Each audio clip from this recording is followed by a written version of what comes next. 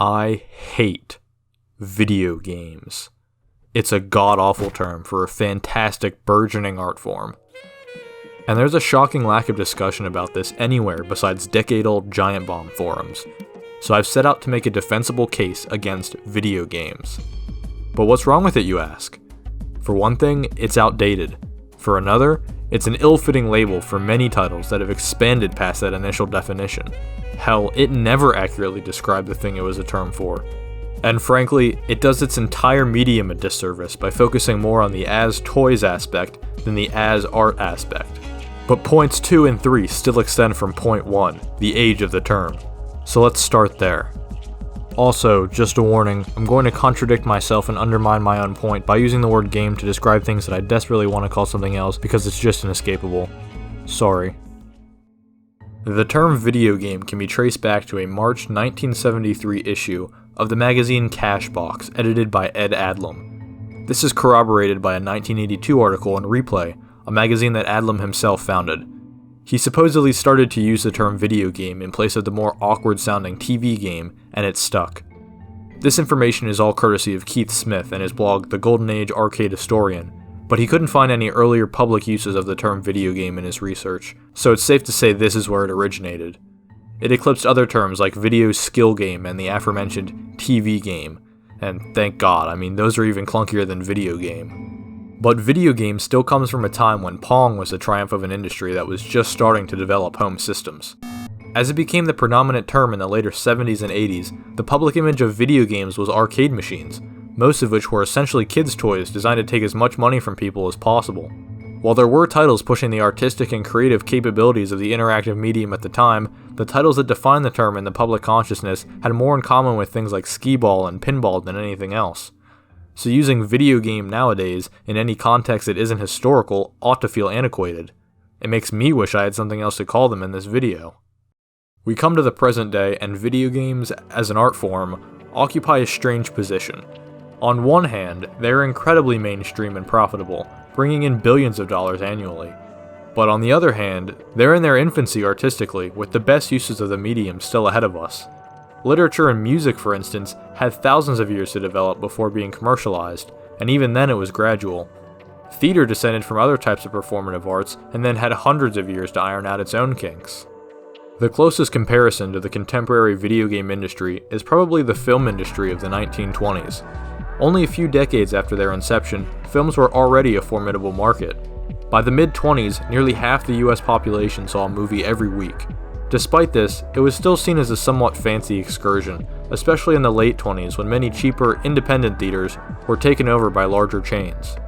But films still lacked many of the later innovations that would come to define them, namely sound and color. The comparison to the current video game industry is in no way a one-to-one parallel, but there's one aspect in which the two industries are strikingly analogous. The arrival of sound-on-film technology allowed films to have accompanying audio tracks, and these films were known as talkies.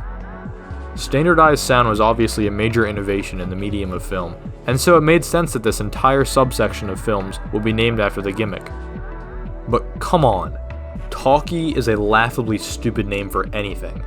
In fact, my next video is going to be called I Hate Walkie-Talkies, and I'll be discussing the etymology of handheld radio, but it's no surprise that the term talkie eventually died out, and was overtaken by the more sensible and speakable options, movie and film, to describe all films regardless of the presence of sound, color, or other innovations. Video game is the modern equivalent of talkie. But not only is video game an antiquated term preoccupied with the decades-old gimmick of screens displaying user input, but not all video games are really even games. This gets into larger issues surrounding gaming culture, so let's take it one step at a time.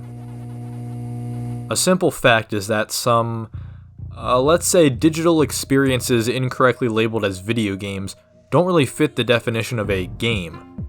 Game as in an activity done for entertainment that contains some form of challenge that requires skill or luck.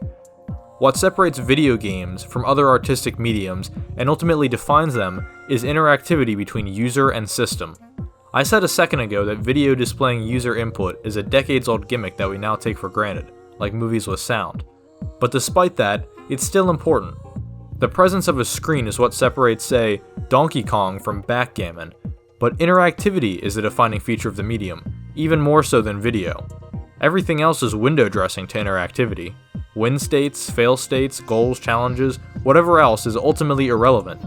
That does mean that, by that criteria, Microsoft Word could be a video game, but damn it, there's a solid case to be made for it. What matters to us, though, is that the term video game does not represent the core of the medium. Something can be interactive and shown on a screen without necessarily being a game. An obvious example is text-based games, God, you try writing this script, of which many are essentially digital versions of choose-your-own-adventure novels. You've also got so-called walking simulators, a genre that covers a wide range of experimental games that usually focus on storytelling over traditional challenges. This includes things like The Stanley Parable or Gone Home, where the main gameplay consists of just walking around and sometimes interacting with objects. They're primarily concerned with telling a story or exploring ideas instead of being fun. They can still be fun, but usually in the way movies or novels are. They can overlap with other genres too. Soma is a horror-based walking simulator, and Return of the Obra Dinn is a puzzle game with a lot of simulated walking. Some capital G gamers would insist that walking simulators, a term that was coined by people with contempt for these games I might add, don't deserve to be considered video games because there's no fail state or whatever they think defines a real game. But the truth is that if you sat a non-gamer down and showed them Dear Esther, they would say it's obviously a video game and no amount of pedantic whining would change their mind. Nevertheless, it still seems a disservice to these titles to call them video games when that barely describes what they are.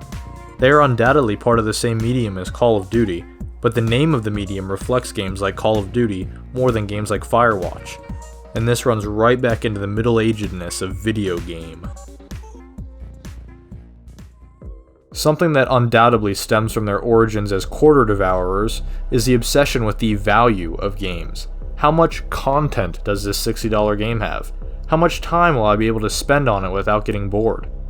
How much should I pay for a game like Portal, which is innovative, meticulously designed, cleverly written, but only a few hours long? The latest copy and pasted AAA open world action adventure third-person shooter is $60 and has dozens of hours of so how could Portal be worth more than $20? On the face of it, these seem like absurd concerns. Other forms of art are not scrutinized based on their quantity. You might think a streaming service is a good value because you get access to unlimited movies for a fixed price per month, but you don't judge the value of a movie theater ticket on the length of the movie. You don't buy a 50-minute album over a 40-minute album because it's a better value for the same price. The questions with other media are more, will I enjoy this? Will this tell a meaningful story? Will it be interesting? Will it sound or look good? But with video games, it's about the TM.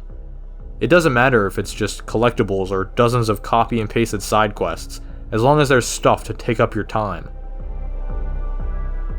Jacob Geller proposed that games' monetary worth can be better understood in the time one spends thinking about a game.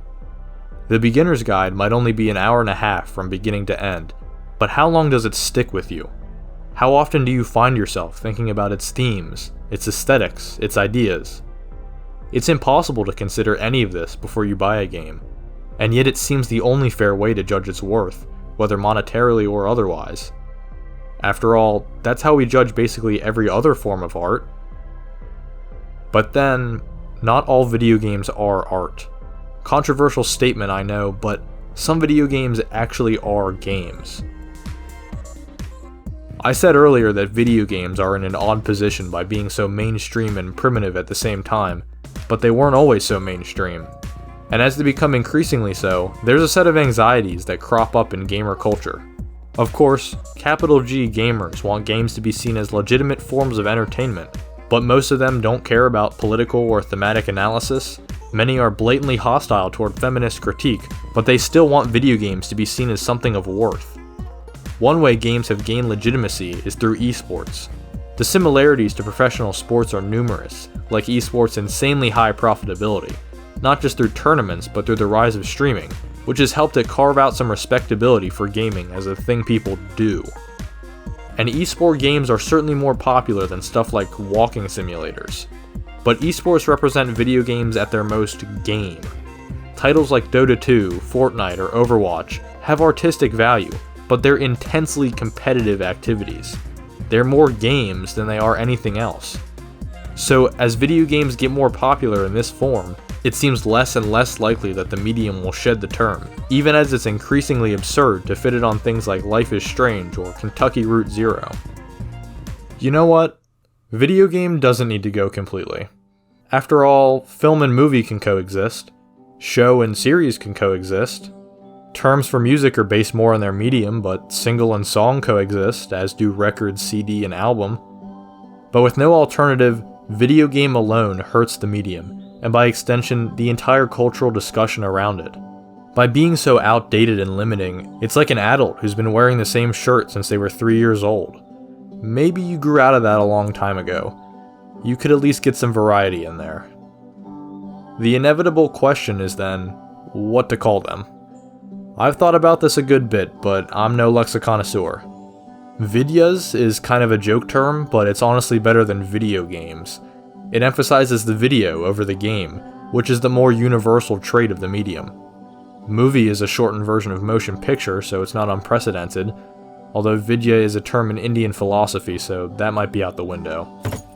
My completely original, straight from my own brain suggestions are interacts and or viderax. Both sound a bit clunky on first thought, but they're fewer syllables than video game. Interacts puts the emphasis on the defining feature of the medium, the interactivity, which has always been more important than the game. And viderax does the same, but also includes video since that's kind of important too. Every new term sounds stupid at first. Look at movies. But give it time and it'll sound completely natural while also being a good descriptor. Obviously, I'm just a small YouTube channel and, like I said, not a lexiconnoisseur, so I doubt either one will catch on. But there's a comment section below this video. Somebody somewhere can probably come up with a better term than my own, so I'll ask you to give me all of your suggestions. Because art deserves better than video games.